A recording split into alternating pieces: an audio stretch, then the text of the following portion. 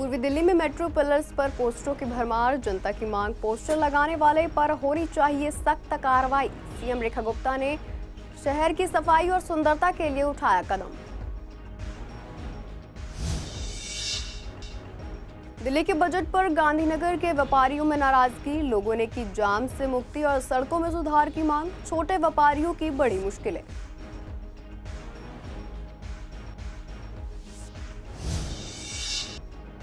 स्कूलों में किताबों और यूनिफॉर्म की कीमतों पर पेरेंट्स ने जताई चिंता, दिल्ली सरकार की गाइडलाइन से पेरेंट्स को मिल सकती है राहत, स्कूल अब यूनिफॉर्म और किताबों के लिए नहीं कर सकेंगे मजबूर।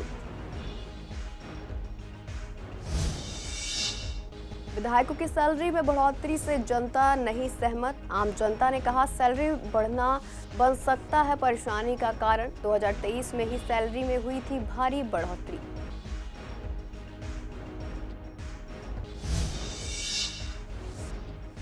तीस मार्च से शुरू हो रहे हैं चैत्र नवरात्र, पूर्वी दिल्ली के मंदिर में हो रही है तैयारियां, माता के वस्त्र बदलने और पूजा अर्चना की तैयारियां शुरू।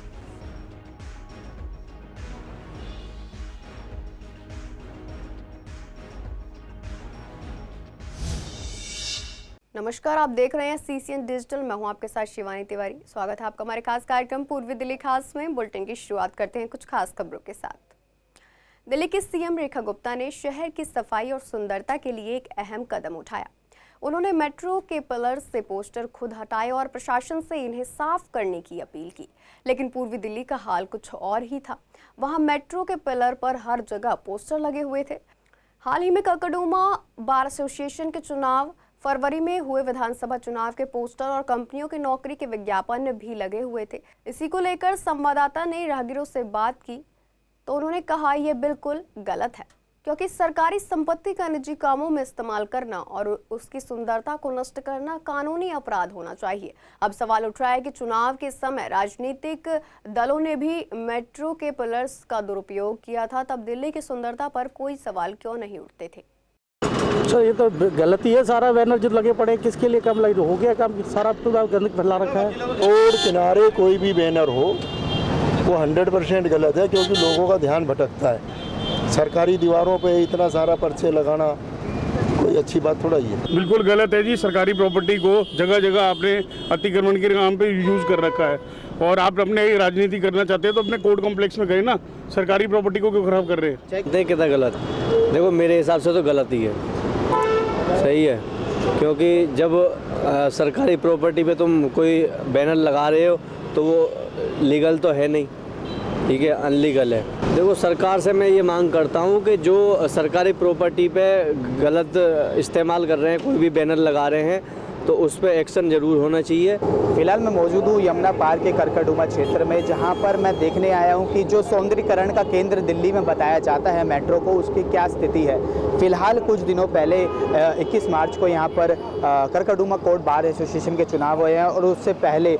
फरवरी में विधानसभा के चुनाव हुए हैं, और उसका जो सौंदर्यीकरण का दाग है, जिस तरह से सीएम मैडम ने कल मेट्रो के पिलर से पोस्टर हटाए थे, उसका नज़ारा मैं आपको दिखाना चाहूँगा कि उनके निर्देश अनुसार जो कार्रवाई करने को कहा गई है वो अभी यमुना पार्क में देखने को कहीं भी नहीं मिल रही है। आप देख सकते हैं कि ये पिंक लाइन मेट्रो स्टेशन के पिलर्स हैं, और इस पर ककड़ुमा बार एसोसिएशन के जो कैंडिडेट्स हैं उनके पोस्टर्स, साथ ही साथ दिल्ली के चुनाव जो हुए थे उसमें आम आदमी पार्टी और भारतीय जनता पार्टी के तमाम राजनीतिक दलों के यहाँ पे पोस्टर अभी भी मौजूद हैं। साथ ही साथ जो सार्वजनिक कार्यक्रम, चाहे वो 13वीं हो या जॉब से रिलेटेड बैनर पोस्टर्स जो कंपनी से लगवाती हैं, वो भी अभी लगे हुए हैं। इसके ऊपर कोई कार्रवाई देखने को नहीं मिली है कि मैम के जो निर्देश आए हैं कि सौंदर्य को, जो सौंदर्यीकरण बनाए रखे दिल्ली को, साफ स्वच्छता में सब ध्यान दें। कहीं ना कहीं राजनीतिक दल भी उसमें इन्वॉल्व होते हैं। क्या चुनाव के समय वो चीज़ें याद नहीं आई, या चुनाव के बाद ही एक मुद्दा बनाने के लिए आए, क्योंकि अभी फिलहाल पूरी दिल्ली में चुनाव हुए थे डिस्ट्रिक्ट लेवल पर, तो ये बात उठाई गई, क्योंकि उससे पहले विधानसभा हुए तब किसी ने इस बारे में नहीं सोचा, और फिलहाल उनके निर्देश देने के बाद भी अभी कोई कार्रवाई नहीं देखने को मिल रही है। वीडियो जर्नलिस्ट नवीन कुमार के साथ विवेक पठान, सीसीएन दिल्ली। दिल्ली के सीएम ने हाल ही में बजट पेश किया, जिसके बाद गांधीनगर के व्यापारियों ने अपनी नाराजगी जताई। उनका कहना था कि सीएम ने केवल एक कमेटी का गठन किया, लेकिन व्यापारियों के लिए कोई ठोस कदम नहीं उठाया।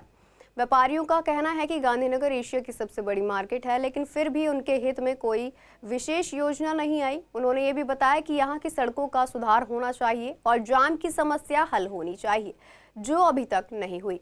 लोग ये भी कहते हैं कि पिछली सरकार ने गांधीनगर के लिए अलग से बजट पास किया था और मौजूदा सरकार को उसी पर काम करना चाहिए था ताकि गांधीनगर में बदलाव देखा जा सके। व्यापारियों ने कहा कि जीएसटी और कोरोना के कारण पहले ही उनकी हालत खराब हो चुकी है और अब इस तरह का बजट उनकी समस्याओं को और बढ़ा रहा है। कई छोटे व्यापारी फाइनेंस पर पैसे ले रहे हैं और पैसे न चुका पाने की स्थिति में गलत फैसले ले रहे हैं।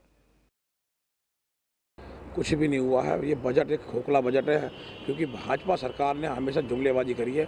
ये बजट भी एक जुमला साबित होगा। इनके कथनी और करने में बहुत फ़र्क होता है। कह देने से काम नहीं हो जाता। मैं मुख्य तौर पे, आप रेडीमेड गारमेंट्स मार्केट में हैं इस समय, मैं वहाँ की चर्चा करता हूँ। तो हमारे यहाँ इंडस्ट्री ग्रोन अप हुई है, लेकिन आज भी वही हमारे यहाँ 5 किलोवाट बिजली का लोड, 7-8 वर्कर, उनसे आज की मॉडर्न इंडस्ट्री नहीं चल सकती।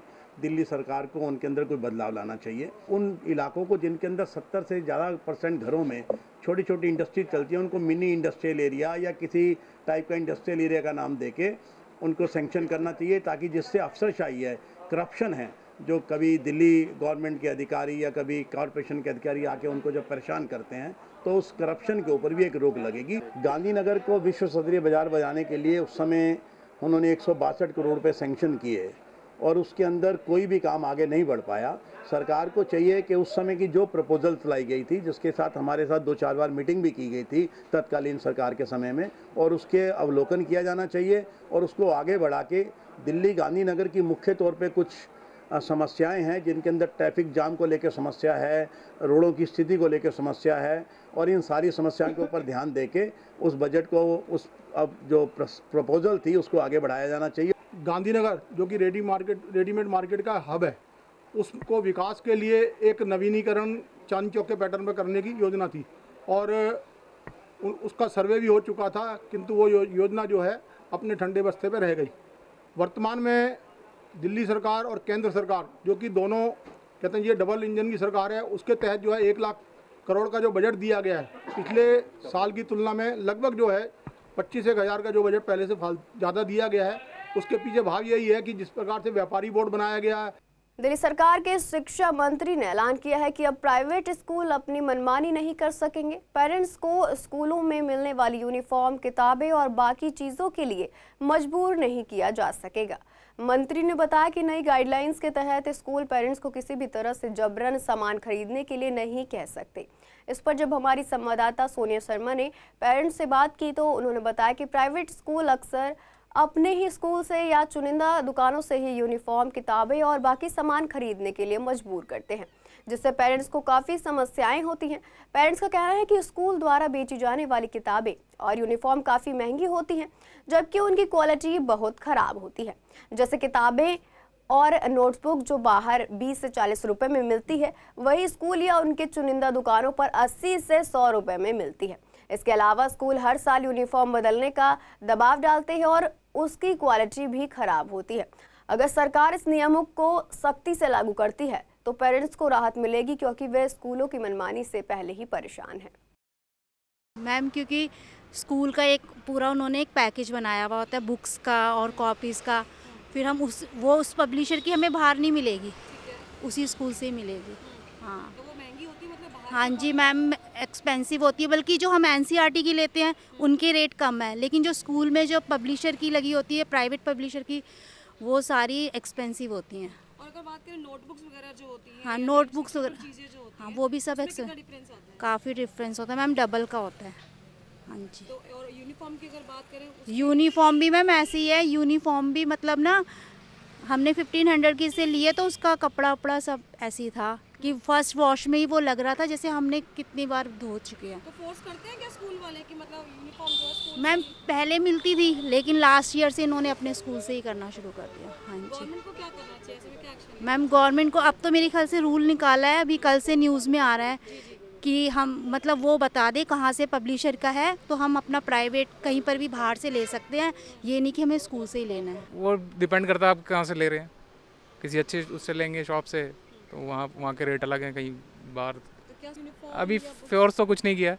हाँ, वो डिसाइडेड रहती है इन लोगों की ना कि आपको यहीं से मिलेगी वो ड्रेस। प्रॉब्लम क्या है मैडम, जाना पड़ेगा, बच्चे को पढ़ाना है तो क्या कर सकते। उसके लिए आया था, बुक्स के लिए। वो कह रहे हैं अभी हुआ नहीं है, मतलब स्टार्ट नहीं हुआ है, जैसे ही होगा तब बताएंगे। आना बस आने जाने का प्रॉब्लम है, छुट्टी करनी पड़ती है स्पेशली। दिल्ली में 2023 में विधायकों की सैलरी 54,000 से बढ़ाकर 90,000 रुपए की गई। अब विधानसभा के पहले ही सत्र में विधायकों ने अपनी सैलरी और बढ़ाने के लिए एक कमेटी बना दी है। वहीं सांसदों की सैलरी में भी 24% का इजाफा किया गया है। इस फैसले पर लोगों का कहना है कि विधायक या सांसदों की सैलरी नहीं बढ़नी चाहिए। उनका मानना है कि जब ये लोग जनता के लिए कोई काम नहीं करते तो उनकी सैलरी क्यों बढ़ाई जाए। इसके अलावा विधायकों को कई सुविधाएं भी मिलती हैं। ऐसे में अगर सैलरी और बढ़ाई गई तो ये आम जनता के लिए परेशानी का कारण बन सकती है। पहले ही 54,000 रुपए से सैलरी बढ़ाकर 90,000 रुपए कर दी गई थी, लेकिन अगर इसे और बढ़ाया गया तो यह जनता की मुश्किलें और बढ़ा सकता है। अब पब्लिक को सुविधा तक नहीं मिलेगी और पब्लिक टैक्स भी पे करती है, हर चीज़ करती है। कोई चीज़ खरीदने जाती है तो उस पर टैक्स लग जाता है, दूध पे भी टैक्स है, दुनिया भर के टैक्स है, इतने वसूलती है सरकार। और ये सब टैक्स उठा के आप अपने सांसदों को, अपने विधायकों को दे दें, तो इसमें तो गलत चीज़ें हैं। सर मेरे अकॉर्डिंग तो नहीं बढ़ानी चाहिए, क्योंकि इससे पब्लिक ही परेशान होगी, पब्लिक पे ही बटन पड़ेगा। इन पे क्या, इन पे किसी का बटन पड़ेगा नहीं। विधायकों की सैलरी सेट हो गई, सांसदों की सैलरी सेट हो गई। एक जो गरीब आदमी 10,000 रुपये या 15,000 रुपये कमाने वाला, उस पर कितना बटन पड़ेगा, ये तो एक आम जनता, आम पब्लिक ही समझ सकती है। 2023 में विधायकों की सैलरी 54,000 से बढ़ के पहले 90,000 की हो चुकी है। अब ये प्रस्ताव आज पहले सेशन में दिया गया है कि विधायकों की सैलरी और बढ़ाई जाए, तो मेरे हिसाब से अच्छा सुझाव नहीं है कि 90,000 सैलरी इनकी बहुत हो गई है, तो आम जनता पे इसका बोझ पड़ेगा अगर दोबारा और सैलरी बढ़ाई जाएगी, क्योंकि इसको 90,000 के साथ इनको और भी जो सहूलतें मिलती हैं वो भी बहुत होती हैं। तो 90,000 सैलरी ना बढ़ाई जाए, बिल्कुल भी 90,000 से ऊपर ना करी जाए, क्योंकि वो कह रहे हैं कि 20 से 30% सैलरी बढ़ाई जाए। तो मैं इसके हक में नहीं हूँ कि सैलरी बढ़ाई जाए। सैलरी 90,000 ही ठीक है, क्योंकि जो उनको बाकी सहूलतें मिलती हैं वो भी ठीक है, क्योंकि सैलरी बढ़ने से जो उसका बोझ है वो आम जनता पर ही पड़ेगा। चैत्र नवरात्रि की शुरुआत 30 मार्च से हो रही है और इस मौके पर लोग अपने घरों में माता की मूर्ति स्थापना कर पूजा करते हैं। वहीं मंदिरों में भी नवरात्रि के 9 दिनों तक विशेष पूजा और आयोजन किए जाते हैं।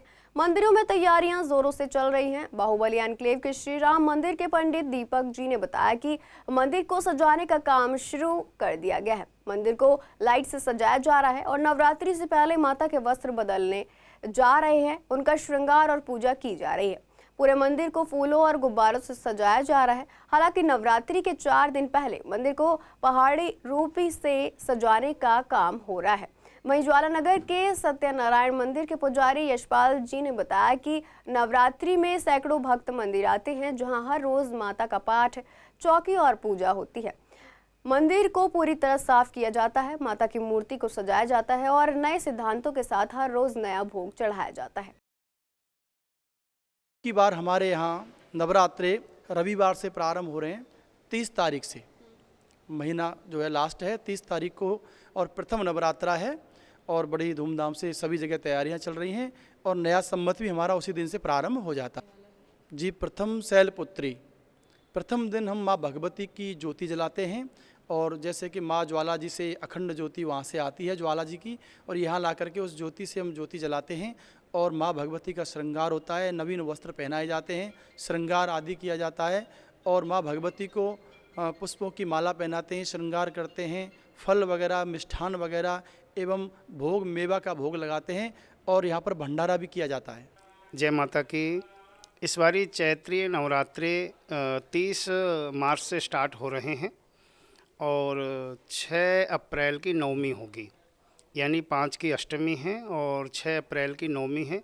इस बारी एक नवरात्रा कम पड़ रहा है, इस वजह से 5 अप्रैल को अष्टमी मनाई जाएगी। जी हाँ, हमारे यहाँ श्री सत्यनारायण मंदिर ज्वालानगर शहादरा में बहुत प्रसन्नता है लोगों में और पूरी तैयारियां चल रही हैं। माँ का श्रृंगार हो रहा है, मंदिर में जितनी भी प्रतिमाएं हैं सबको स्नान करवा के उनके वस्त्र बदले जाएंगे और पूरा मंदिर को सजाया जाता है। लोगों में बहुत उत्सुकता होती है, यहाँ के बच्चे भी, जवान और वृद्ध सभी मंदिर से जुड़े होते हैं और सभी लोग पूरा जो है ना रुचि लेते हैं मंदिर में, जो भी कार्यक्रम होते हैं, जो भी उत्सव होते हैं उसके लिए। प्रीतविहार पुलिस ने कुख्यात वाहन चोर निक्कू को गिरफ्तार किया है। पुलिस ने वाहन चेकिंग के दौरान उसे एक शक के आधार पर रुकने का इशारा किया, लेकिन वह भागने लगा। पुलिस ने पीछा करके उसे पकड़ लिया और उससे एक चोरी की स्कूटी बरामद की। आरोपी ने चोरी का खुलासा किया और उससे एक और चोरी की स्कूटी बरामद हुई। आरोपी शकरपुर के संजय पार्क में अपनी मां के साथ फुटपाथ पर रहता है। वह नशे का आदी है, इसी लत के कारण वह अपराध करता है। उसके खिलाफ कुल 19 आपराधिक मामले दर्ज हैं। पूर्वी जिला पुलिस ने 2 झपटमारों को गिरफ्तार किया है और उनके कब्जे से छीना हुआ मोबाइल फोन बरामद किया है। ये फोन उन्होंने मुकेश कुमार से पंजाबी बाग में छीन लिया था। मुकेश की शिकायत पर इस मामले में FIR दर्ज की गई थी। पुलिस टीम ने CCTV फुटेज और खुफिया जानकारी के आधार पर दोनों आरोपियों को उत्सव ग्राउंड IP एक्सटेंशन से पकड़ा। गिरफ्तार आरोपियों की पहचान आयुष कश्यप और विक्रम कुमार उर्फ गुड्डू के रूप में हुई। इन दोनों को मोबाइल झपटमारी के मामले में शामिल पाया गया। उनसे और अपराधों के बारे में पूछताछ की जा रही है। पूर्वी दिल्ली में स्वच्छता अभियान और सार्वजनिक शौचालयों की स्थिति एक बड़ा मुद्दा है। CCN की टीम ने हमेशा इस तरह इन समस्याओं को उजागर किया है। इनमें से एक गंभीर समस्या आनंद विहार झुग्गी में स्थित डूसिब शौचालय की, जहां पानी की कमी और ओवरफ्लो की समस्या बनी रहती है। इसी तरह की समस्या भीकम सिंह कॉलोनी के एक शौचालय में भी थी। इसी को लेकर संवाददाता विवेक पठानिया ने इन शौचालयों का दौरा किया, वहां के लाभार्थियों से बातचीत की। लाभार्थियों ने बताया कि पहले पानी की बहुत कमी होती थी और टॉयलेट का इस्तेमाल करना मुश्किल था, लेकिन अब स्थिति में काफ़ी सुधार हुआ है। अब यहाँ 24 घंटे पानी उपलब्ध रहता है और सफाई भी बेहतर हुई है। हालांकि लोग अभी भी इंफ्रास्ट्रक्चर में सुधार की उम्मीद कर रहे हैं। उन्होंने कहा कि टॉयलेट की स्थिति ठीक नहीं है और इसकी रिपेयरिंग बहुत ज़रूरी है। 2 साल हो गए जी। क्या फ़र्क नज़र आता है? मैं अब तो सही है जी। क्या क्या सुविधा बदली है या क्या? नहीं, सुविधा पानी है बढ़िया, साफ़ भी रहती है। पहले कैसा था? पहले भी साफ थी, अब भी साफ है। नहीं, ये भरा तो रहता था कभी कभी। पानी तो 24 घंटा आता है, जब से मोटर सही होगा। हो गया, मुझे 20 साल की उम्र है मेरी, 20 साल से ही यूज़ कर रहा हूँ ये तो। अब क्या स्थिति है और पहले क्या से था? पहले बहुत बेकार ही था, अब तो थोड़ा तनक सही है, ठीक ठाक है अभी तो फिलहाल। अब जो बाकी हैं ये नाली वाली जाम हो जाती है, इसका ज़्यादा झंझट है। कूड़ा वूड़ा पड़ा रहता है साइडों में। यहाँ वहाँ पे भी एक टॉयलेट है, वहाँ ऐसी डिब्बे से बना रखे प्लास्टिक के, उसमें कोई जाता ही नहीं है।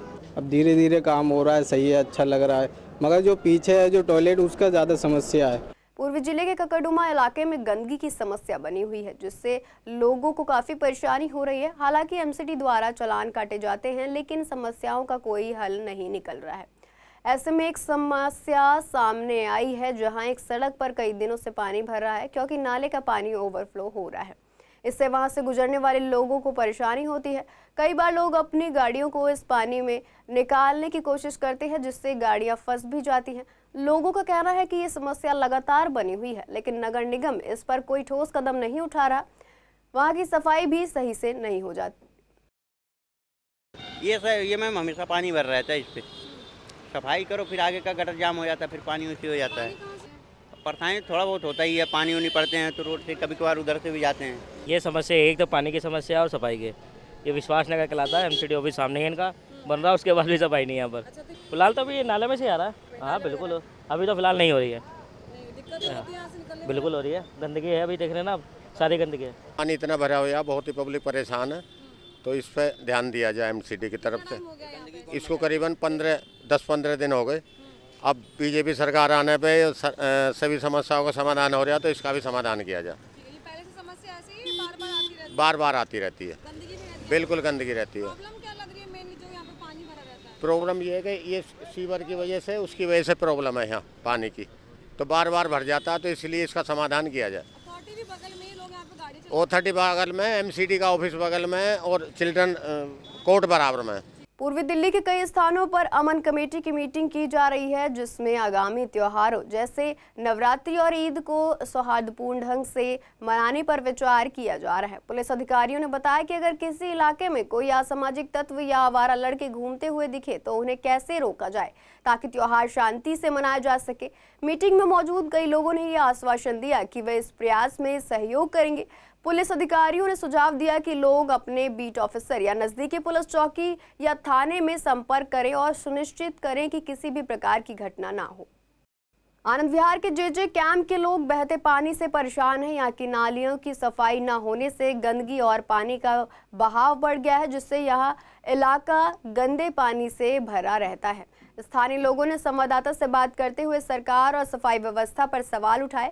उन्होंने कहा कि जहां बच्चों की शिक्षा पर ध्यान दिया जाता है, वहीं सुबह सुबह बच्चे गंदे पानी से होकर स्कूल जाते हैं और उनके जूते मोजे भीग जाते हैं और गंदे भी हो जाते हैं। लोगों का कहना है कि मच्छर और बदबू तो अब घर के सदस्य जैसे हो गए हैं, उनकी आदत भी हमें हो गई है।